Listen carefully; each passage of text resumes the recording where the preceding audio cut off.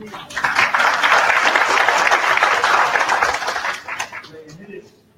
is honestly good to be here today. Really, I mean, you feel that way, or is it just me? I'm serious. I was looking forward to being here all night last night. Man, I cannot wait to be here in church today. And we do have a lot of our families that after Easter last week that are traveling, so you know who they are. Pray for them. We have those that are sick. I think there's been a virus going around with some of our families, so pray for them as well. No, I'm on. It's on your side, my man. You got to. I don't know what to say, man. Preach on, that's it. But it is good to see every one of you here today. I mean, really, it's good to be in the Lord's house today. And I tell you, sometimes we get into the rut of it, and we get to the point where, I have to church today. I mean, really, how many of you ever felt that way before? Be honest, raise your hand. Okay, I have today. And it's like, yeah, you got to go, you got to preach. Man, what a great service we had last week. What an awesome time just to worship the Lord. What a great time to be in the Lord's house. I'm going to be speaking from the book of Luke today. And I want you to turn there with me, if you would, and we'll begin this passage. Luke chapter 8.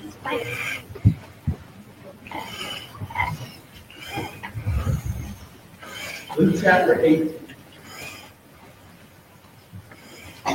I have spoken on this passage, maybe not in Luke, the other Gospels in the past.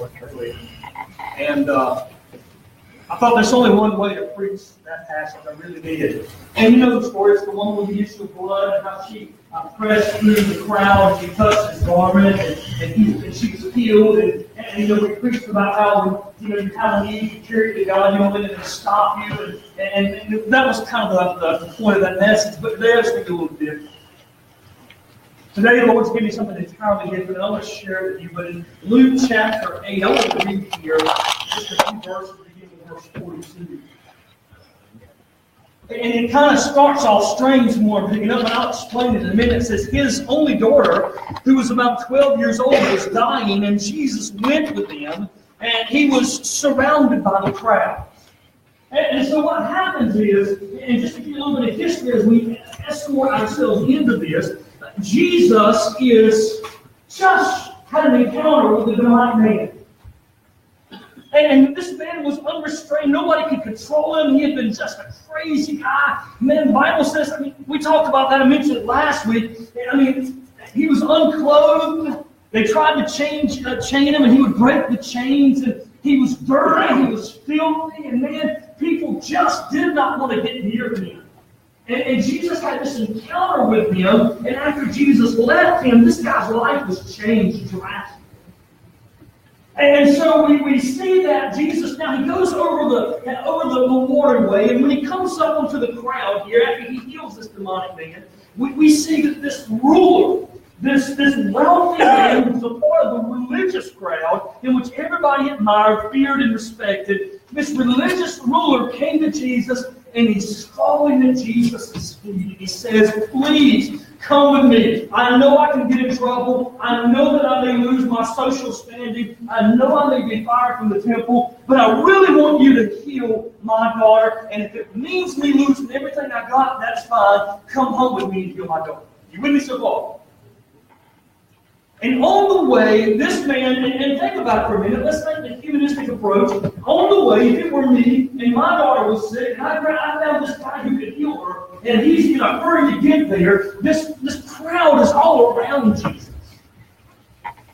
And the Bible says that as this crowd was all around Jesus, somebody touched the hem of his garment. And when they touched his garment, the Bible says that this woman was healed. Now, let's read it and then we'll talk more about it. It says his only daughter, who was 12 years old, was dying, but as Jesus went with him, he was surrounded, he was encompassed by this crowd. It says a woman in the crowd.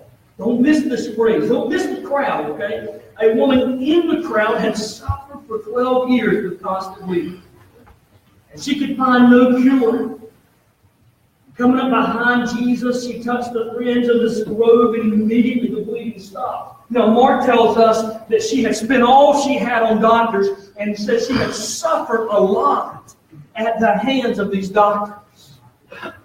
So this woman had suffered greatly in her treatment. She had suffered greatly in her finances. She had suffered greatly in her existence. And her last resort, she purposed Jesus was coming away. And she got through the crowd and she touched her garment. The Bible says immediately she was healed. Now watch verse 45, because this is where it gets really cool. Who touched me? You ever thought about that statement for a minute? You know, last week was hard to get in and out of here. You know, there was a lot of folks here last week, and I mean, we could barely move in here. And can you imagine if right in the middle of the crowd, when you were walking out the door, someone said, "Okay, who touched me?" I want to know right now who touched me. They would be, "Are you kidding me? Everybody touched you. We're in a crowd, we can't get out." And Jesus asked this question, and even one of his own, right here, Peter, he said, "Master, the whole crowd touched you. The whole crowd is pressing up against you." But before Peter said that, look at the phrase in verse number 45. Everyone denied. Now that's pretty cool. Jesus is surrounded by thousands of people, and the crowd is like this. They're trying to get to this Jairus' house. And as they're walking, Jesus says, "Who touched me?" And everybody around him said, "It wasn't me. Don't look at me, I didn't do it." And Peter said, "God, how can you even ask this question? There's so many people around them." And we'll get through this now in a minute. Just bear with us. Verse 46, but Jesus said, "Someone deliberately touched me, for I felt healing power go out from me." Now, that's what we talked about in the past. Look at verse 47. When the woman realized that she could not stay hidden. Man, I'm telling you now, you've got to let this soak in. Here's the story. Jesus had done some crazy acts. It was unbelievable. This demonic man was possessed. Now he's no longer. He's going back home and saying, "Mom and Dad, it's me. I'm going to help you around the house." The crowds are enthralled. They're just completely astonished at what he's doing. This religious guy steps out of his comfort zone and says, "Heal my daughter." And Jesus says, "Okay." He's walking down the path, and people are all around him, touching and pushing. He says, "Who is it? Who is it that touched me?" And everybody denied it. Peter even said, "God, are you kidding me? Are you kidding me, Lord? Everybody touched you." And the Bible says that she realized that when she came in contact with Jesus, she could no longer hide within the crowd anymore. She realized she could no longer stay hidden. The Bible says that she began to tremble and fell to her knees in front of him. The whole crowd then heard her explain why she had touched him, and that she was immediately healed.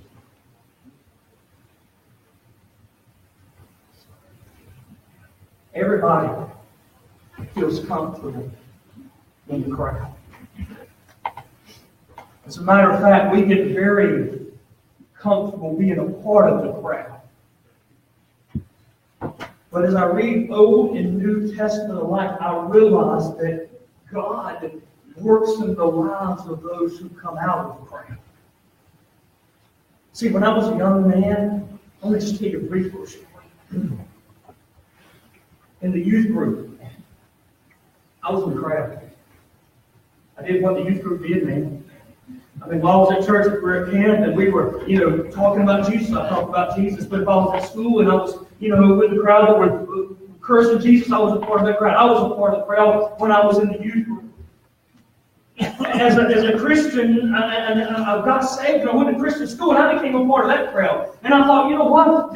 I must do right because I'm in a Christian school. And I realized that not everybody in a Christian school was a Christian.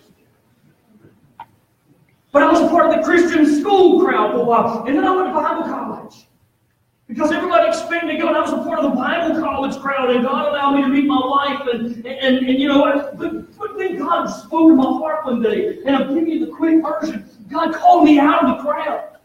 One day I was living this life that was full of hypocrisy, man, and I was pretending to be something I won't. And one day, just in cutting grass one day, I remember the Lord just kind of struck my heart, and He said, "If you're going to serve me, then serve me. If not, then get away."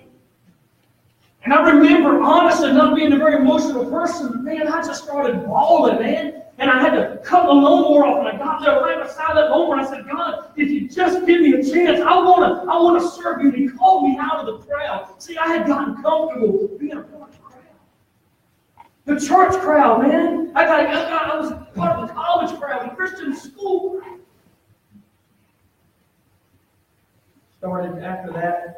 called me out of the crowd. I met my wife. I had met her earlier. Then she agreed to date me after that. The point is to come out of the crowd and meet your wife. But we began to date, got married, and I worked from college for a while, traveling, doing their PR and preaching different places. And the first church where I stayed at for 21 years. And you know what? I tell you, as a pastor, I got back into the crowd. I mean, I studied and I taught lessons and I did the visitation, but I got part of the crowd. I was just going along with the crowd. We were there on Sunday because we're supposed to meet on Sunday. You read your Bible because you're supposed to read the Bible. So I was a part of the crowd, and I was just going with the crowd. And then God began to stir in my heart, and He began to work in my heart. And He said, "Okay, I want to call you out of the crowd. I want you to serve me. I don't want you to just go along with everybody. I want you to step out. When God does something in your life, you can't just hide amongst the crowd." The Bible says that when she touched God, immediately she was healed from the issue of blood. And I love this. When Jesus said, "Who touched me?" everybody in the crowd denied. Said it wasn't me. Because nobody wants to be singled out of the crowd. But here was a broken woman who had suffered many years, who was on no doubt her hands and knees. The Bible says that when God did something in her life, she realized that because of what He did, she could no longer stay here. Let me tell you something, folks. When God begins to work in our lives, we can't hide anymore. When God begins to work in our lives, we can't blend in anymore. Understand something. It's an impossibility for us to blend in when a great big God is thriving in our lives. We can't blend in. And God began to do something in her life, and she said, "I can no longer contain this anymore." And she spoke up and she said, "It was me. It was me that you touched. It was me that you healed." See, we are so ritualistic, we have failed to understand what it means to be relational. Can I tell you this right here? Whenever Jesus and somebody comes in contact, He will always interrupt your life. You hear me? When Jesus comes in contact with you, your life will always be interrupted. Anybody that preaches something different than that, be careful with everything else they say. Anyone that says, "Oh, you just give your life to Jesus and you can live any way you want," be careful what they say. Because you can never come in contact, just as I cannot come in contact with a train and be the same when it runs over me, you cannot come in contact with Christ and be the same when He's evident in your life. Let me give you just a few key principles. Number one, I want you to see that there were a lot of people in the crowd that day. Verse 42. See, I find it interesting about that crowd because they were more interested in seeing what Jesus could do in others' lives than they were about seeing what Jesus could do in their life. Isn't it amazing how we hear a gospel or a message or a song and we immediately think of someone who needs to hear that? Oh, he's preaching on being a good wife today. I sure hope she's listening. Oh, he's preaching on being a good child. I sure hope my kids are paying attention. Hey, let me text him and tell them to pay attention.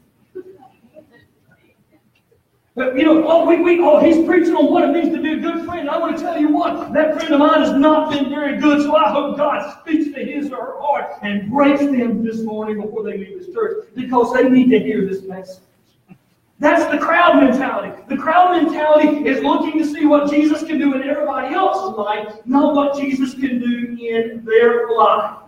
See, there are many people today who are satisfied with being a part of the crowd. We go to church with the crowd, we worship with the crowd, we go out to eat with the crowd, we may even get in a life group with the crowd. But as long as we're not specified, as long as we're not called out of the crowd, we are comfortable. I want to ask you a question. I want you to think about this. If you're honest with yourself, how many of you have slowly drifted into the crowd? How many of you have slowly become a part of a tradition, slowly become a part of what the crowd does, as opposed to being an individual who God is working specifically through their life? There were many in the crowd that day. Number two, I want you to see that most did not want to come out of the crowd.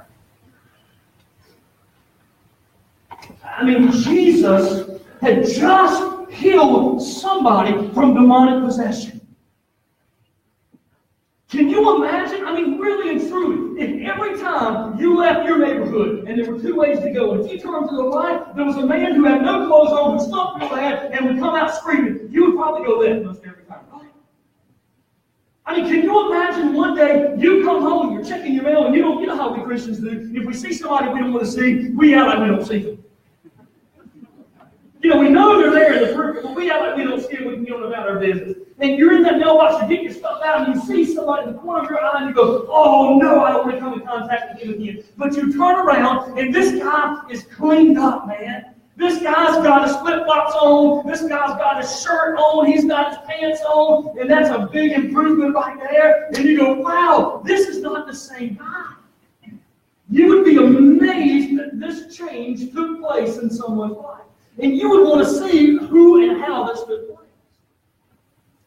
So Jesus had just done something ridiculously crazy. And the people were intrigued when this man of religious status said, heal my daughter. They wanted to see what was next. No doubt in that crowd there were a lot of people who had needs that day. No doubt in that crowd there were a lot of people who needed Jesus to work in their life. But when he asked the question, who touched me? Nobody. The Bible says that every single person denied touching him that day. I find that. Everybody wants to use Jesus at some point in their life, but very few people want Jesus to use them.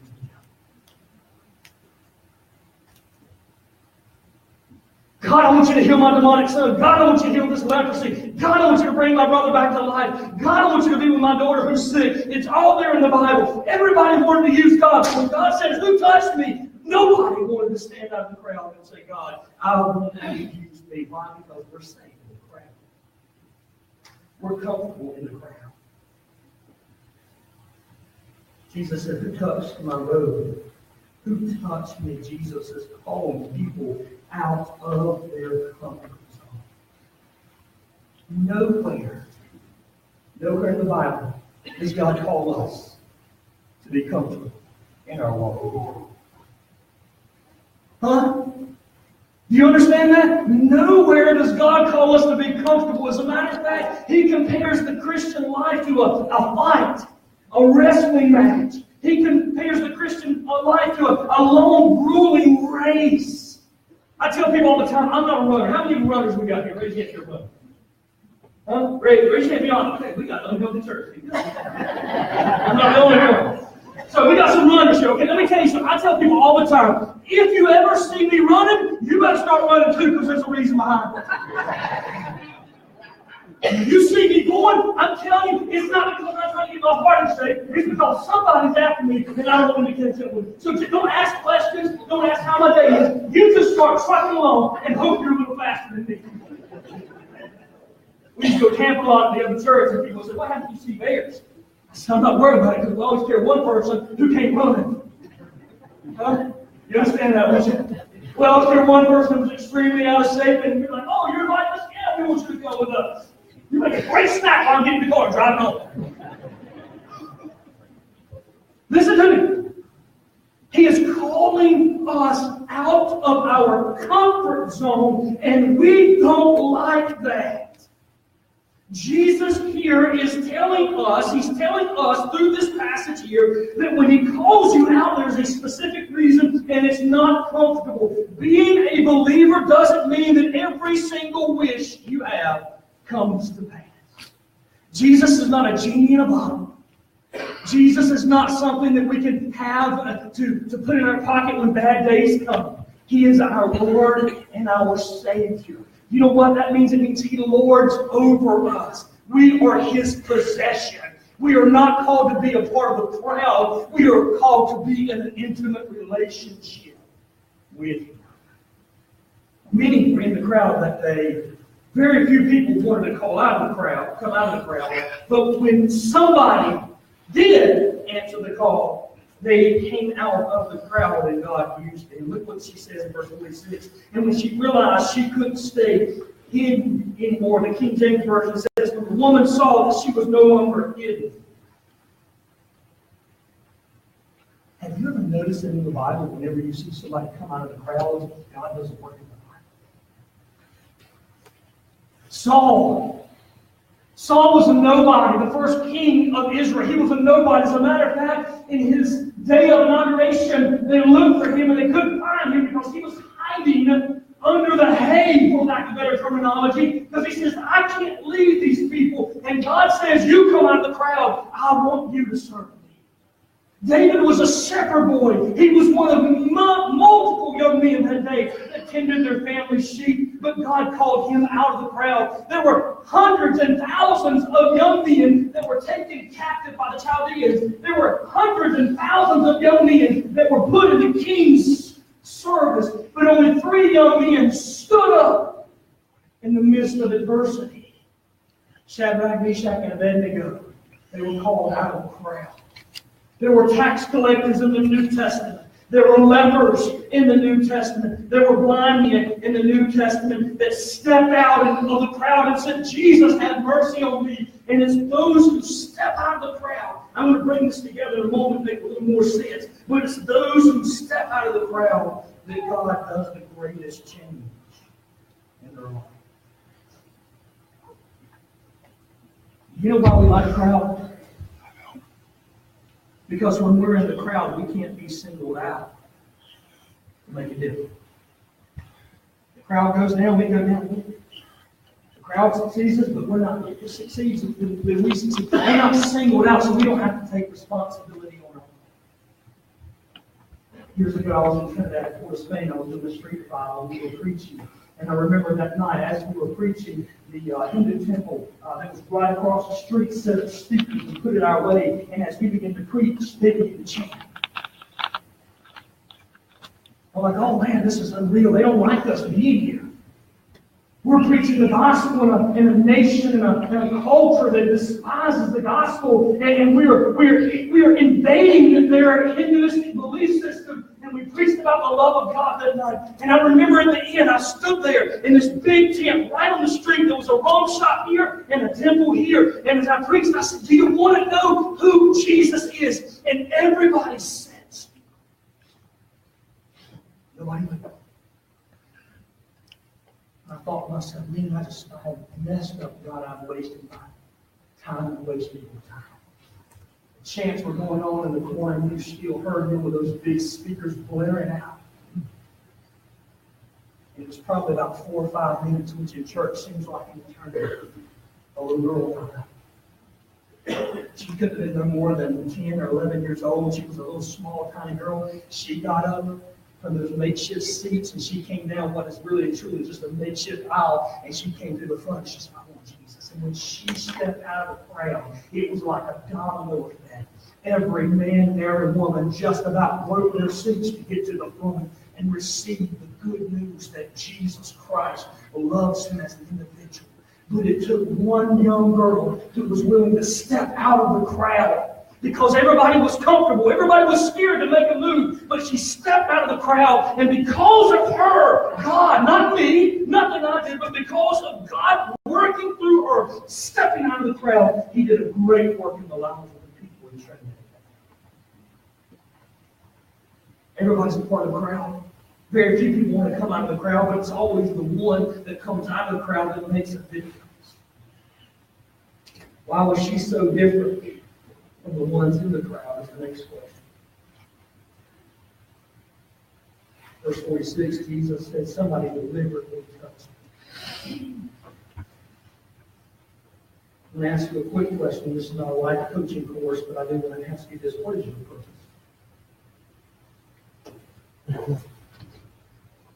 Why are we here today? Most people here because we go to church. That's what you do on Sunday. But really, didn't God create you for something more than just going to church? I mean, really, you think about this. If what we believe simply means that God created us just to go to church, isn't that kind of empty? I mean, if your sole purpose was to be here on Sunday morning and everything in your life was made perfect because of that, that really doesn't give us a lot. God created you for fellowship. He created you to have an intimate relationship with Him. God did not create us to have an intimate relationship with the crowd. He created us to have an intimate relationship with Him. And yes, it's easy to be a part of the crowd. Yes, it's easy to walk with the crowd. Yes, it may be a little difficult to step outside of the crowd. But can I tell you that in God's Word and in my personal life, it's the days that I stopped worrying about what everybody else was doing around me and started focusing on what God chose to do inside of me that my life began to change drastically. So the person in church who says, you know what, I'm tired of just going to church. I want God to use me. Listen, He may not send you to a foreign country. I don't think that'll happen. He may call you to pick up trash in the church parking lot. But what He's more concerned about is for you to recognize His love for you in your life. This woman had suffered for many, many years until she reached out and got a hold of Jesus. And the word deliberately means she had a plan all along. If I can just touch Him, I will be made different. Now, what's the difference between her that says if I can just touch Him, I'll be made different, than everybody else who was bumping up against Him? She believed that He was who He said He was. And the other people were just curious about who He said He was. God, if I could beg you, I would do that. But you know what? The gospel, if you look at Jesus, Jesus didn't beg you for following. You know that? He never begged. Understand something, even in the parables. And I used to say the parables were a heavenly story with an earthly meaning, and so we can understand it. But if you read the parables, Jesus, when He explains it, says, I did this to confuse people. Because those who seek are the ones who understand. How cool is that? Jesus came to love you, and here it is. He came to call you out of the crowd that leads to this destructive nature called human flesh. And He doesn't have to beg because His grace is just that good. There's a lot of people in the crowd that day. Nobody really wanted to come out of the crowd.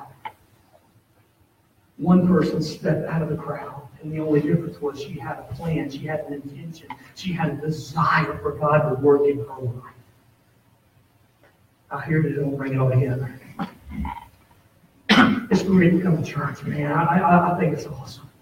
I enjoy it. I do. I just look forward to being those days. I do. I love worshiping, man. I love hearing you guys sing. I love being able to sit with my wife before church begins. I just like church, and I do. But God didn't call me to go to church. He called me to serve Him.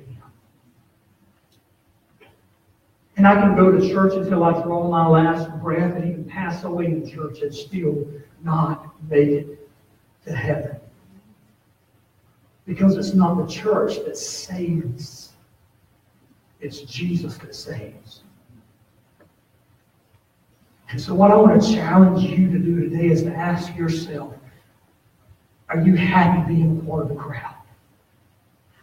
Are you happy being a part of the group of people that just brush up against God and see Him do some great things every now and then? Or maybe today you want to say, I want to step out of my comfort zone. I want to step out of the crowd and I want God to do something in my life.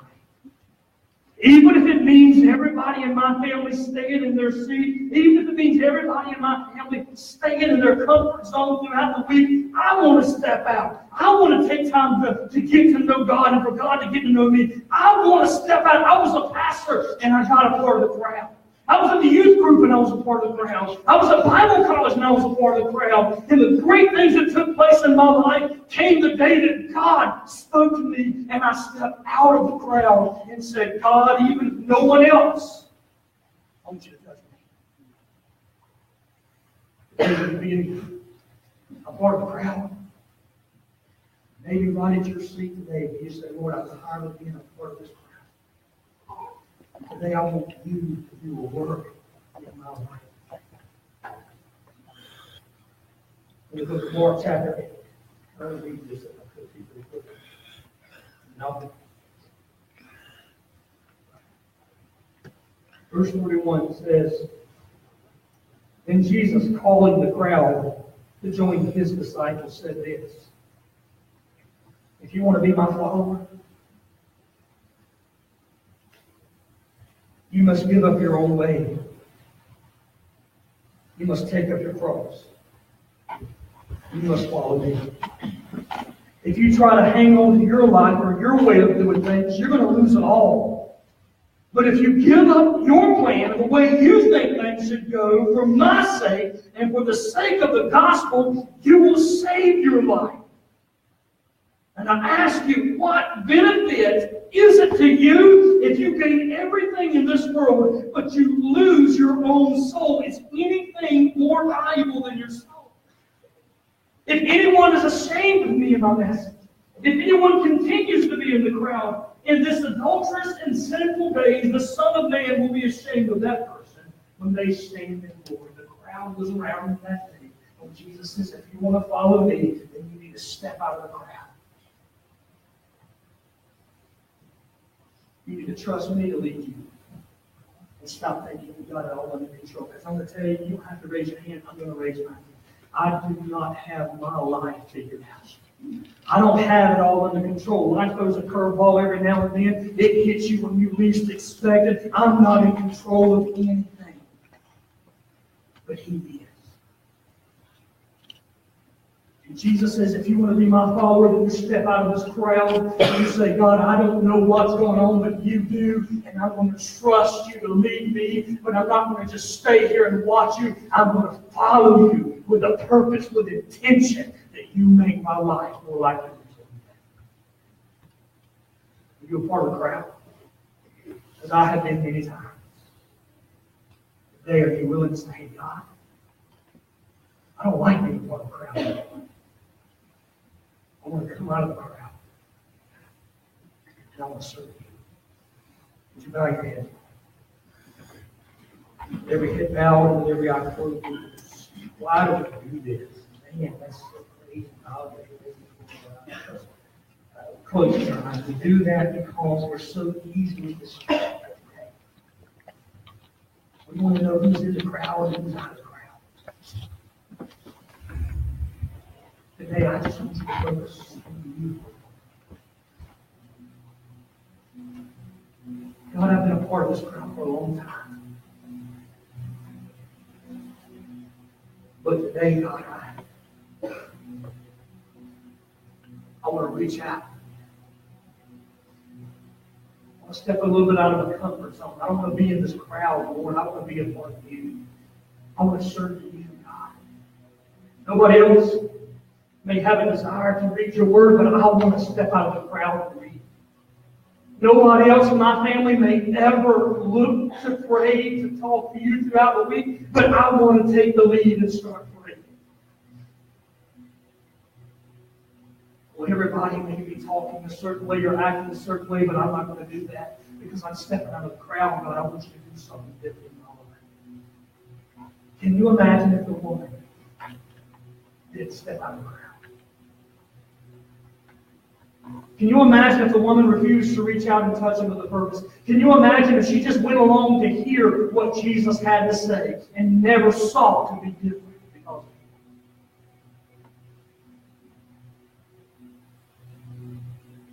it? David refused to stop tending sheep.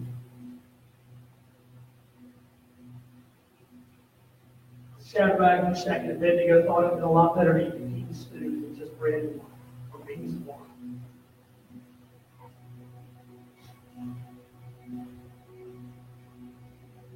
God called Samson out of the crowd. He refused to come out of the crowd and he lost his life because he wanted to be like everybody else. God has called us to step out of the crowd. So here's my challenge to you today. Right where you're at, would you just ask God to give you the strength, to give you the direction to come out of the crowd and serve Him? Father, we pray today that your word would not leave us, but it would just kind of saturate our minds and we would think about it later on. Because it is so easy to be a part of this crowd. It's so easy to be a part of the direction everyone else is going. But God, you called us to be different. You told the crowd in Mark chapter 8, if we want to be your followers, step out of the crowd and deny the direction everybody else is going. Take up our cross, take up our lives, and follow you. God, you're calling us to be like you. So I pray that today, that there would be lives that truly say today, God, I want to come out of this crowd and I want to be more like you. Father, we ask that you would be with those that are sick. We have quite a few of our wonderful family members that are sick this week, God, and I just pray that you would be with them. I pray for those that are traveling and many coming back today, that you would give them your travel grace and you would bring them back safely to us, Father. Lord, today I pray that as you call us, even though nobody else around us will answer, that we would be the ones that God will use me, even though no one else will. Thank you, Lord.